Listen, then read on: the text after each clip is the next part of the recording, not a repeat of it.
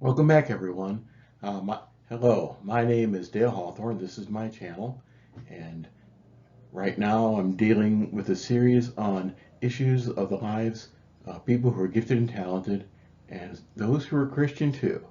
There are many of us, and if you're tuning in now and you've been diagnosed as a person of high intelligence and multipotentiality, many things that you can do, many abilities, and you're also someone who has saving faith in Jesus Christ, I welcome you here. But if you're not, there'll be things about giftedness that will apply here, and and you can stay and listen to the witness. You don't.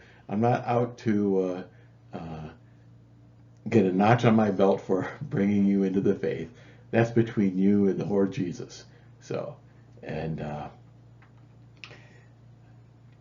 right now, today, we're going to start on it presentation video, which deals with three basic topics, which I covered on LinkedIn and which I covered on my personal blog, and which I believe still need to be covered. And it's called Misdiagnosis, Dual Diagnosis, and Gaslighting. And this is going to be kind of heavy, so I'd like to warn you right now, but I believe it does need to be addressed because it is a real problem for those who are believers in Jesus and those who are gifted and talented. And I think this is a case where legal issues will be coming in if this is actually happening in anyone's life at some time. There will be medical issues, definitely psychological issues, but let's go into what this is all about. Misdiagnosis is a case where someone is attributing, sometimes it could be a medical professional, psychological professional, is attributing to the gifted psychological problems, things such as ADHD or autism spectrum disorders, to those who are gifted and talented, who have their intelligence up in that upper 2%, and they do not have real psychological problems when taken with the correct diagnostic criteria. There are characteristics such as emotional intensity, energy, thinking quickly is maybe mistaken for these kind of characteristics. And there's a lot of literature on this now that's come out in the past decade or so. Dr. James Webb, who has actually looked at my posts on LinkedIn, and who is he's given them a like. So I don't think there's any major problems. He really didn't try to correct anything. And most of what I do is directing people to his work and the work of others who are dealing with this, because I'm not a medical professional. I am not a psychological professional, but I believe that these are the type of problems which do need to be dealt with by the professionals and not by non-professionals. Misdiagnosis can happen by non-professionals, people who don't have that kind of experience, and it can really be a form of abuse, as we'll get on notice later. Dual diagnosis is where a person actually does have that level of high intelligence, that in that upper 2%, gifted and talented, and they actually do have some forms of mental illness or neurological problems. Even though it's easy many times to misdiagnose ADHD, depression, autism, spectrum disorders, anxiety disorders with giftedness, sometimes people who are gifted actually do have those types of mental illness or neurological problems. And it takes a team of medical professionals to make the actual diagnosis. It's not going to happen by someone's hunch, by someone who's sitting off somewhere in an office speaking off the top of his head. It's need to be very careful here. And I do want to emphasize here, trained medical and psychological experts who are experienced in distinguishing the characteristics of giftedness, mental illness, and neurological problems are the ones who need to make this call after careful dealing with the person. It's a good thing that if parents of gifted children are receiving some of these misdiagnosis or may be having dual diagnosis of their children, that they understand the issues here and that they do take a look at the literature. There are some books on, I've just noticed on Amazon.com lately who've come on to, who've been written again about the past decade to distinguish these characteristics. So if you're gifted and you're an adult and someone is attributing to you psychological problems, you need to make certain that they're not mistaking your giftedness for these type of problems. And again, if it's a non-professional, there's a legal issue that comes in there. Someone who doesn't have the professional degree, doesn't have that expertise to tell. There are possible legal and ethical problems at that point. So, the proper perspectives on this.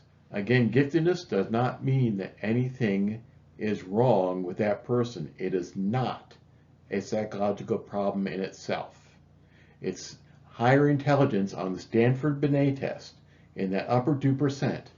And it's the research of the past 100 years has shown that it does mean some psychological differences, but those are not pathologies. Those are not things that are wrong.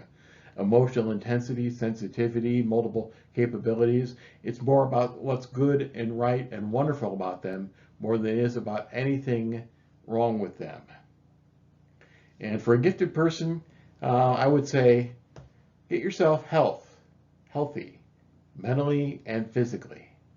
Go after that mental health, go after that physical health. There's a lot of things you can do for yourself working with cognitive therapy. There's a lot of things you can do physically.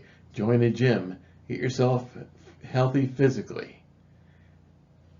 And the more you go after both mental and physical health, to be rightly grounded and to have your physical body tuned up to its proper capability, and is the best way to avoid people thinking of you and treating you in those ways. And one of the biggest places where these misdiagnoses can come from, if it's coming from a non-professional, comes from a habitual abuser. Someone who is, he or she, a narcissist,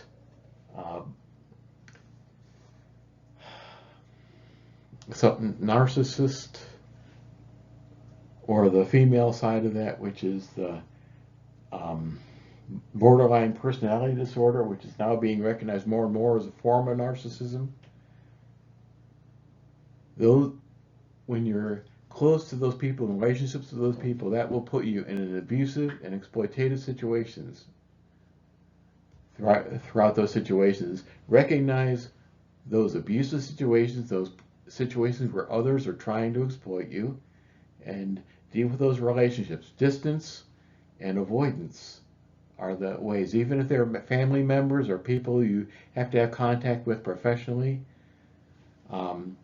distance and avoidance is going to be the first line of defense. And going on here, don't attribute to mental illness, to neurological problems, anything that could be either overwhelming or cumulative stress, such as being in a very demanding job. I've come out of, just recently retired from a position of software development for almost 25 years.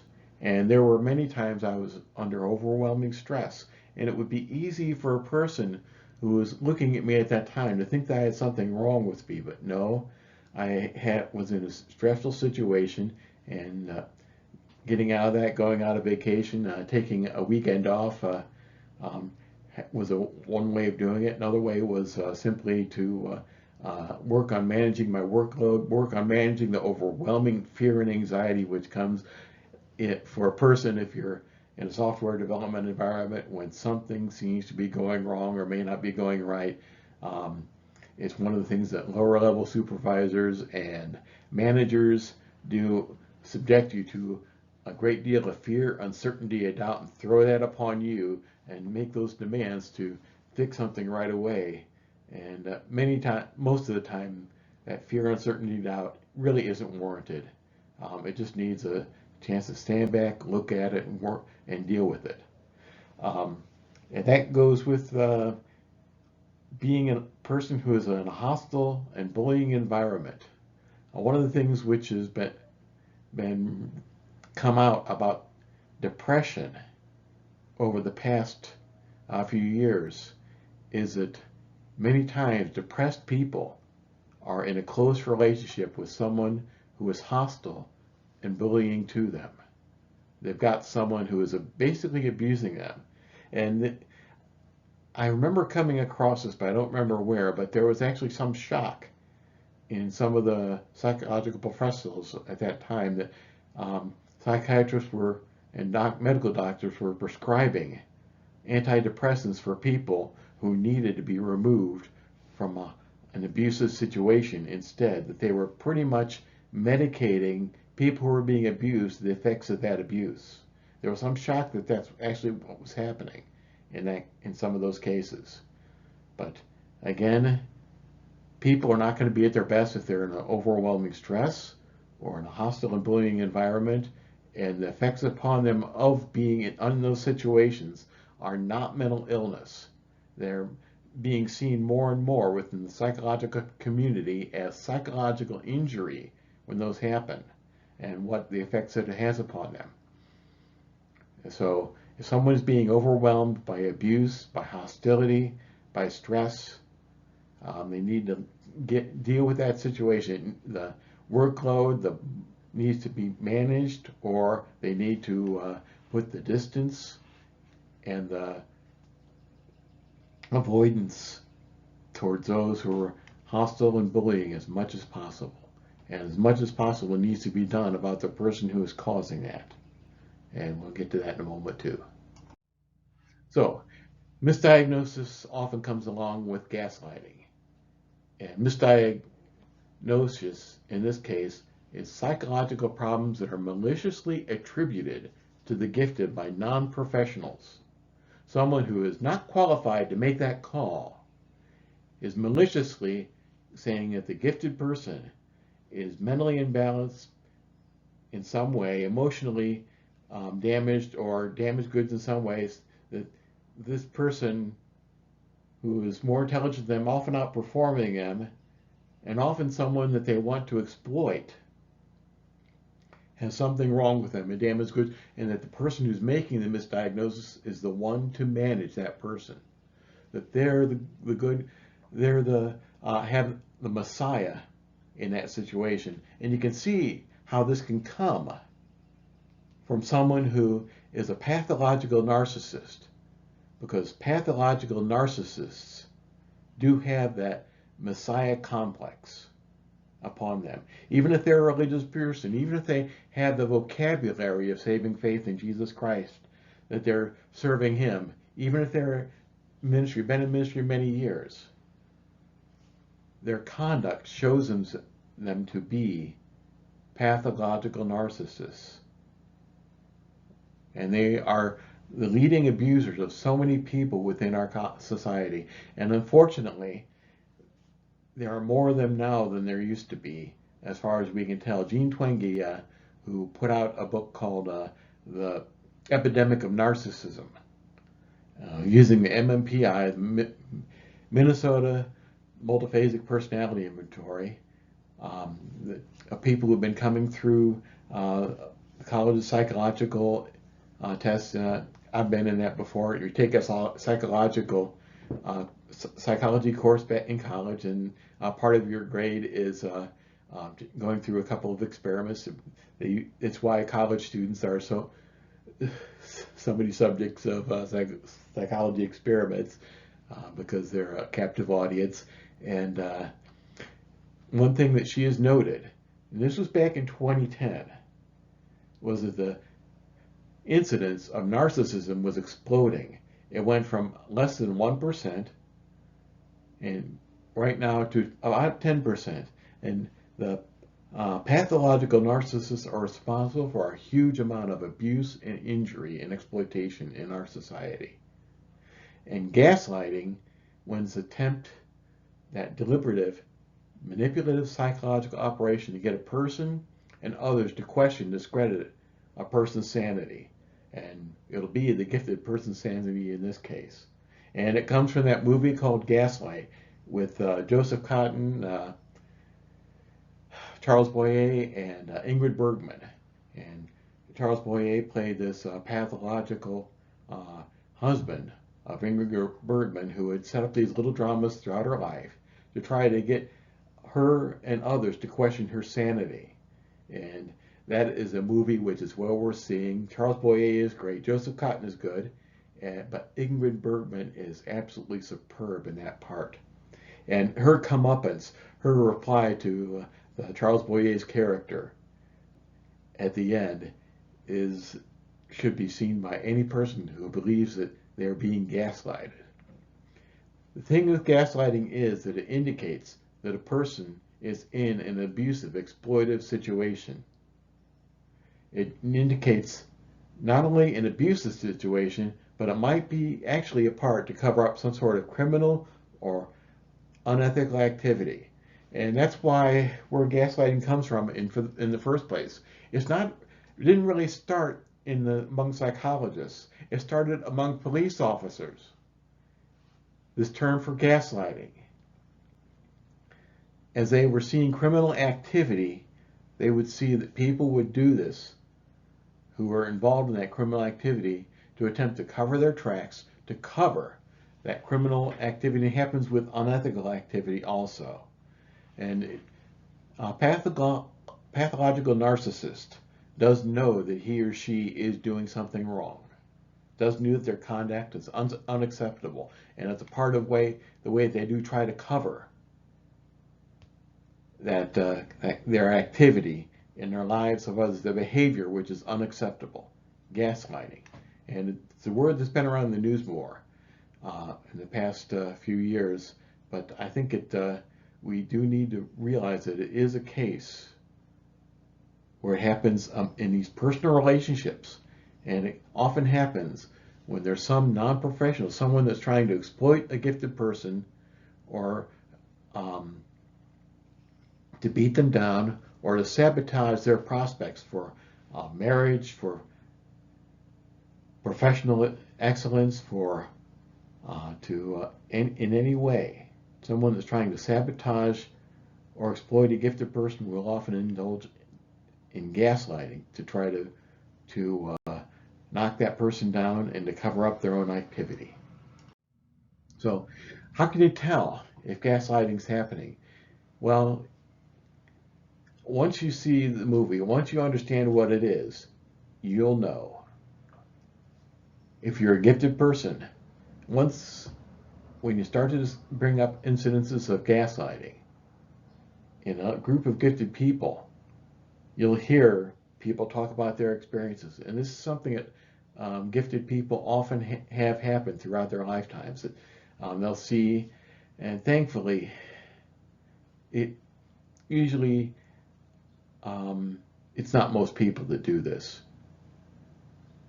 It's, again, the pathological people in our society. And thankfully, they're not the majority. Again, even with the incidence of the increase, the epidemic of narcissism, that's about 10%. Correct? As I just mentioned. So, how can you tell if it's happening in someone else's life? You can tell that they're kind of being abused, that they'll be two different people. When they're away from the person who's trying to abuse and exploit them, they'll be animated and happy, or they will be quiet, sad, and sorrowful when they're in that relationship with the abuser and exploiter. And that person themselves, who is being gaslighted, may not even recognize that about themselves or herself, that they're two different people in their lifetime, in their relationships. They're quiet and sad, sorrowful here, or they're animated and happy here. And it could even be also that they'll be quiet, sad, sorrowful, and passive, following the lead of the abuser or exploiter, walking on eggshells, trying not to do anything that person will rip into them for when they're away privately. And they'll be happy and active and making their own decisions, animated, having fun when they're away from that person. Is gaslighting happening to a person? The target can often seem to be on a career and vocational treadmill if they're being followed or they're being stalked professionally by someone who is gaslighting them. They may seem to be delivering strong results on the job and in their life, but they may not seem to be getting the rewards that are commensurate with those results, much less. And someone may seem to be siphoning off the results of their efforts to themselves. That person will be the abuser and the exploiter. That person who is correcting and patronizing that other person, and while demeaning them also, talking about them as if they're really compassionate, really concerned, but that's a cover for their way in which they're trying to destroy that person's reputation, make them a person in a place where they're permanently one down, permanently a place where they can abuse them, exploit them, and keep them from doing what that person really wants to do. So, should go without saying, this is the heavy part, that gaslighting really is very serious. There are law enforcement issues that can be involved here in a professional situation. Slander, defamation of character. Legal, that can be legal. Stalking, if a person is seeking to follow them throughout their lives. Stalking. Physical abuse, if a person is being gaslighted in a marital situation, either man or woman. It's estimated that abuse of men and women actually are about equal, that the percentage is about equal. There are violent women, there are violent men, and they who seek to use violence to make others follow their own pathologies to involve them. There may be other criminal activity even involved, and if the person is actually doing this, giving out a medical or psychological diagnosis and they don't have a license, criminal activity could be involved there, practicing medicine without a license. If they're actually trying to influence someone else's counseling activity or something like that, there's interference there. There's they cannot, it's illegal and unethical to refer someone for counseling without that person's express understanding it. You are the one who is referring them, and they're being referred for this reason. They need to have permission first. And that also comes into these legal, ethical, and law enforcement issues. And prevention really is better than remediation here as far as gaslighting goes. Seek to avoid becoming entrapped, and if you are involved in a gaslighting situation, get out of it as fast as you can. Distance as much as you can. Work to spend a little time, formulate an escape plan, get away from that. And if you do have objective data which can disprove the gaslighting, the MMPI, Minnesota multiphasic personality inventory, I believe. Multiphasic, I think that's what it says. But that is the gold standard here for, and need to find a psychologist, psychiatrist who would be authorized to be able to administer that, and that will disprove the psychological problems, neurological problems, a doctor, a medical doctor who is, or a neurologist. If you have objective proof that that person is wrong, then that's one of the that can help if there are actually cases where you do need to take legal action or contact law enforcement. And for myself, I've had people over the years try to do that, try to attribute where I've been emotionally intense or something like that. There's once even where I just simply had one bad day, and someone tried to attribute that to depression, long-lived clinical depression. No, it was one bad day. I just came home, spent some time in prayer, and did a little bit of resting. And one bad day does not equal long-term clinical depression. And gaslighting is the underlying reason why so many people may take someone who is GT, someone who's active, someone who's intelligent, someone who may have energy, who may be intense and may be involved in many different things. Amateur misdiagnosis will often be gaslighting in that case. It is quite serious. So, coming back to biblical wisdom. Let's go back to Solomon. He who conceals his hatred has lying lips. Whoever spreads slander is a fool. Proverbs 10:18. That is the picture of a gaslighter. There's an underlying hatred, even if there is a pretense of concern and compassion and love. And spreading slander about that person is a biblical fool. A fool as far as what the Bible says. Someone who is living apart from God, who's living in contradiction to God, yet still has to live here in God's universe. That person is a fool, according to the Bible. Going on with what Solomon said, a malicious man disguises himself with his lips, but in his heart he harbors deceit. Though his speech is charming, do not believe him, for 7 abominations fill his heart. His malice may be concealed by deception, but his wickedness will be exposed in the assembly. Again, the malicious person, harboring deceit, acting charming, but the heart filled with deception, disguising with the lips, but his wickedness will be exposed in the assembly, eventually, in public, whether it's going to be here on earth or on that day which he or she stands before Jesus Christ, gives account for everything that he or she has done in his life. For we must all appear before the judgment seat of Christ. Each one of us may give account for things that he has done in the body, whether good or bad. That public assembly of the whole entire universe, a person will be called to account by God before the entire universe for what he or she has said and done.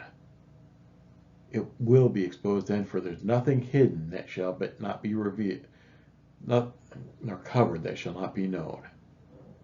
Everything will be made known on those days. So, when it comes to gaslighting, our responsibility is not to be deceived. Let no one deceive you with empty words, because of such things God's wrath comes on those who are disobedient. People who are involved in gaslighting, in this type of slander, they do not have God's permission. They do not have God's approval. But God's wrath comes against their conduct, the things that they're doing, the wicked schemes, the legal and unethical conduct, the things which are what the Bible calls sin. And the Bible calls us, do not be partners with them. Don't be a part of that. Narcissists are said to have these partners they bring in on their schemes called flying monkeys. Flying monkeys derived from the Wizard of Oz, the Wicked Witch of the West, and the flying monkeys that she had to go out and do her bidding. Don't be a flying monkey to a narcissist, ever. Do not be partners with them. Have nothing to do with the fruitless deeds of darkness, but rather expose them. In these situations, we are called to stand for the truth. Stand for the truth. Expose the fruitless deeds. And this requires guts. This requires strength.